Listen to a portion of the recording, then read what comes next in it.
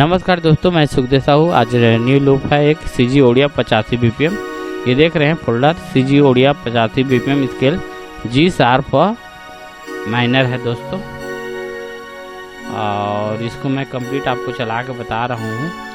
इसमें टोटल 1 से लेकर 15 फाइल है। ये देख रहे हैं 15 आइटम से लिखा है। इसको मैं पूरा चला के आपको बताता हूँ, वीडियो में बने रहिए।